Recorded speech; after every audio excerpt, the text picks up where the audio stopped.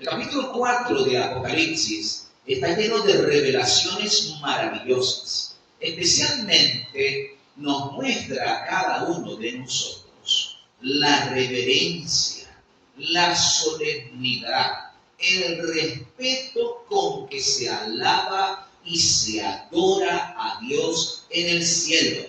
Y qué bueno que nosotros tenemos esta revelación en la palabra, porque nos permite entender con qué respeto, con qué seriedad, con qué reverencia debemos acercarnos al Señor, con qué solemnidad, reconociendo su grandeza, su poder, su majestad, su dignidad, porque Él es Rey de Reyes y Señor de Señores.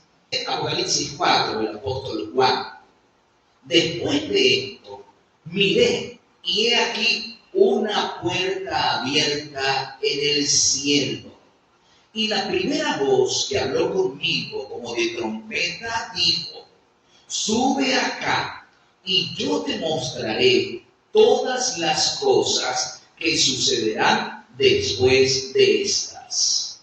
Y al instante estaba yo en el Espíritu, y he aquí un trono establecido en el cielo, y en el trono uno sentado. Y el que estaba sentado en el trono era semejante a piedra de jaspe y de cornalina, y había alrededor del trono un arco iris. Y este arco iris era semejante en aspecto a la esmeralda. Dice el verso 4. Luego vi alrededor del trono 24 tronos, y en los tronos estaban sentados 24 ancianos, vestidos con vestiduras blancas y con coronas de oro en sus cabezas. Y del trono salían relámpagos, truenos y voces, y delante del trono ardían las 7 lámparas de fuego, las cuales eran los 7 espíritus de Dios.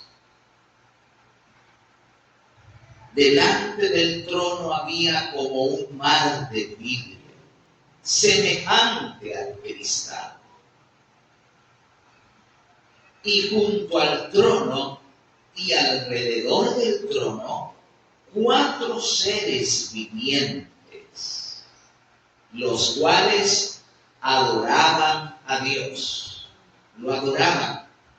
Adoraban al que estaba sentado en el trono, al que vive por los siglos de los siglos.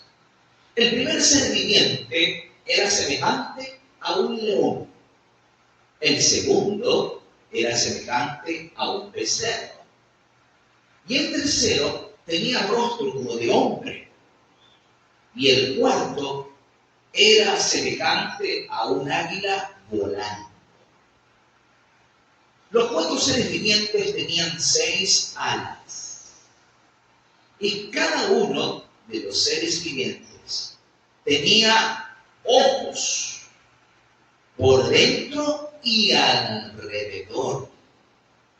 Y adoraban al que vive por los siglos de los siglos. Y no cesaban de decir día y noche: Santo, Santo es el Señor Dios Todopoderoso, el que vive por los siglos de los siglos. Y siempre que los 4 seres vivientes daban gloria, honra y acción de gracias al que estaba sentado en el trono, al que vive por los siglos de los siglos, los 24 ancianos se postraban ante el que estaba sentado en el trono y adoraban al que vive por los siglos de los siglos, y echaban sus coronas delante del trono, diciendo: Señor, digno eres de recibir la gloria la honra y el poder, porque tú creaste todas las cosas y por tu voluntad existen y fueron creadas. Amén. Qué maravillosa revelación del trono celestial. El apóstol Juan nos dice que después de esto, o sea, después de la primera misión, los capítulos 1, 2 y 3, que narran la misión de Jesucristo y las cartas a las 7 iglesias, en la primera misión, ahora es llevado a una segunda misión y se le muestra una puerta abierta en el cielo. El Señor le permite ver el santuario celestial. Juan contempla un trono establecido en el cielo. Y en el trono ve a uno sentado. Juan trata de describir lo que está contemplando. Trata de explicar lo que sus ojos, arropados por el Espíritu y en esta excelsa visión, están mirando. Y Juan contempla y compara su visión como si el rayo de sol atravesara a través de piedras preciosas, a través de un prisma y manifestara multitud de colores, comparándolo a piedras preciosas como el jaspe y la cornalina. Y además, un arco iris que se parecía a la esmeralda. La esmeralda, su color verde es dominante, es espectacular. Dice que la esmeralda es símbolo de bondad, de nobleza, la bondad del Señor.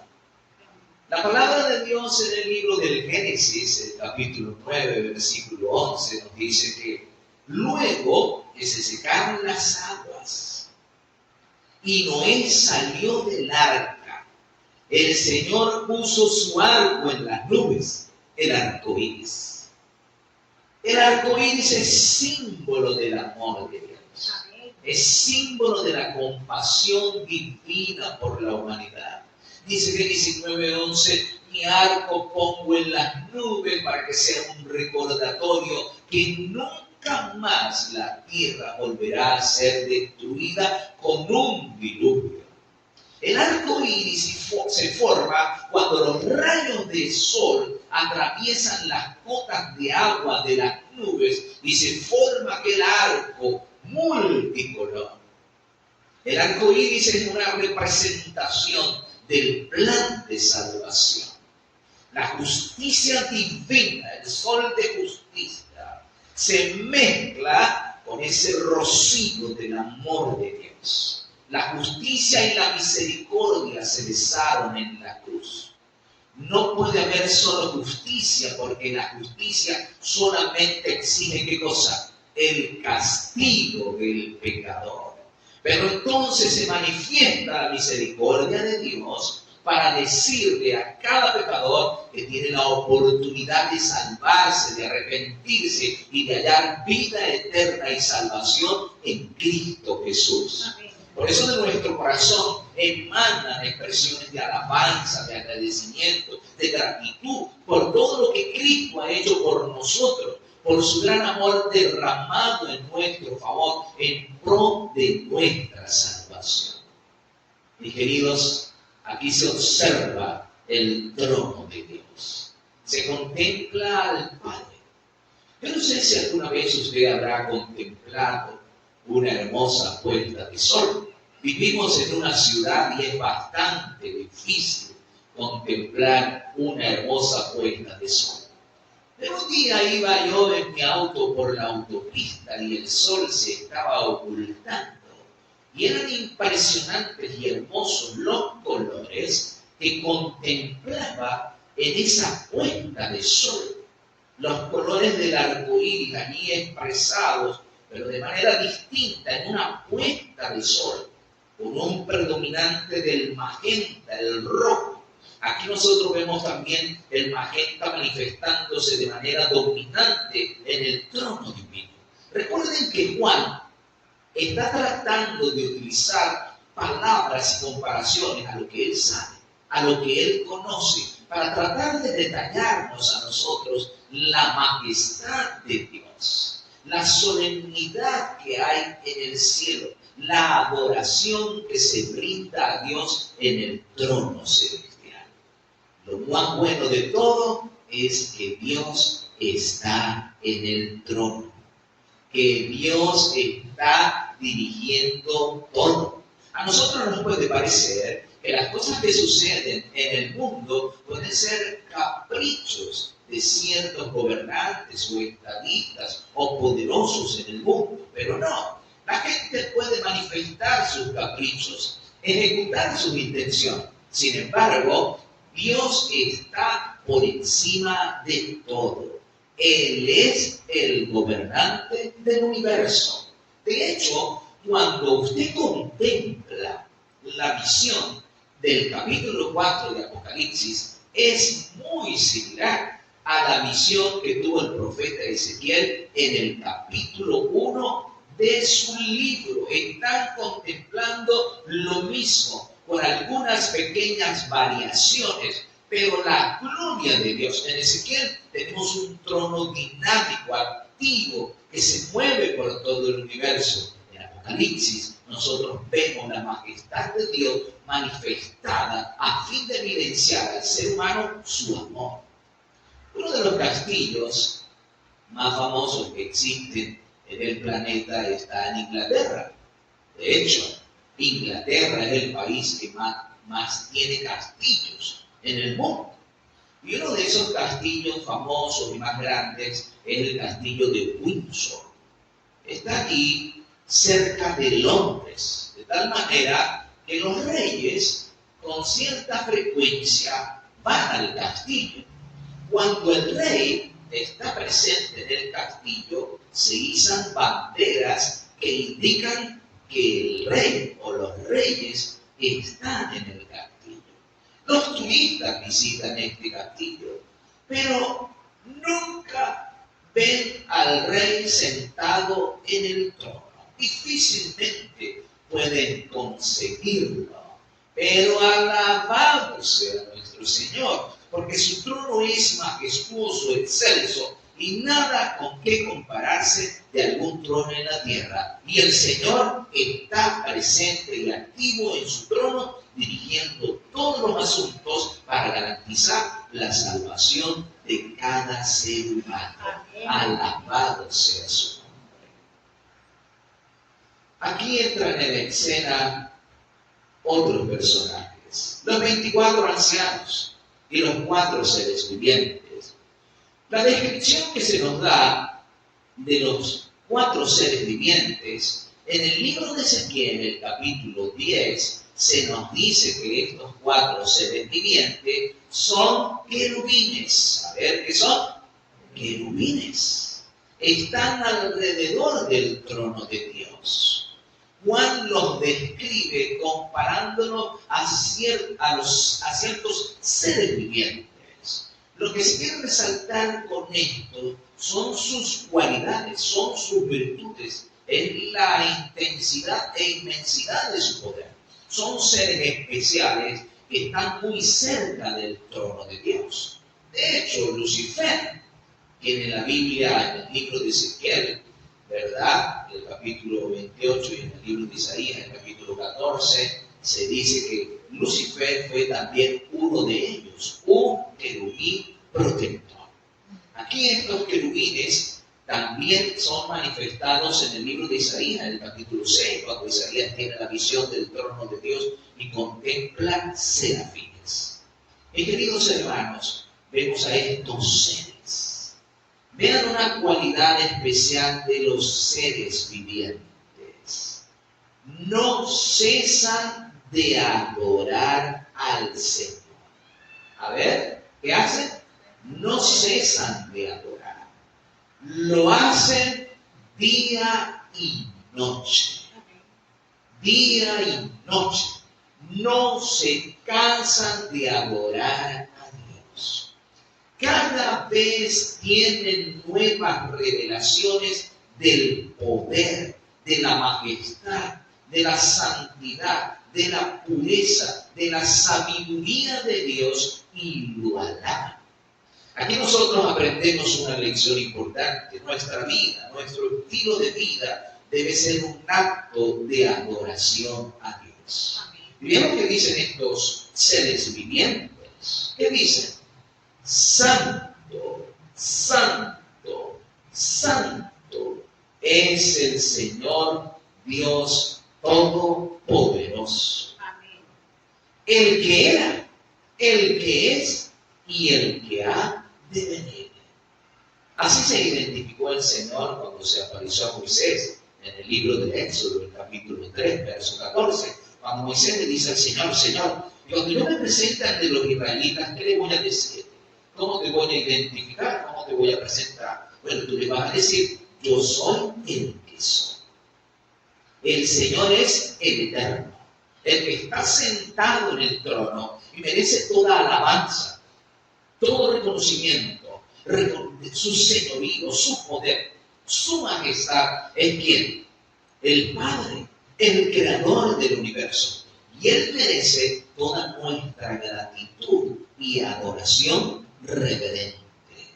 Con ver ustedes, estos seres son santos. ¿Quiénes son los seres que están en la presencia de Dios? Son seres santos. 24 ancianos que representan las jerarquías de los ángeles que están ministrando allí en el santuario celestial.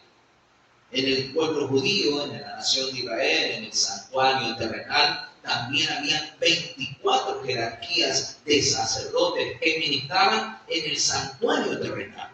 Aquí vemos estos 24 ancianos en el santuario celestial. Y tanto los seres vivientes como los 24 ancianos, vean lo que hacen, se postran, se arrodillan ante la presencia de Dios y reconocen su santidad, su majestad, su poder.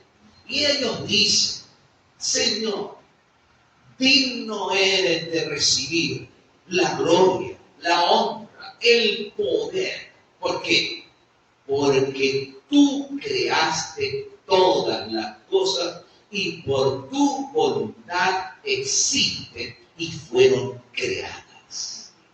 Una de las cosas importantes que debemos recordar todos los habitantes de este mundo es que Dios es el creador.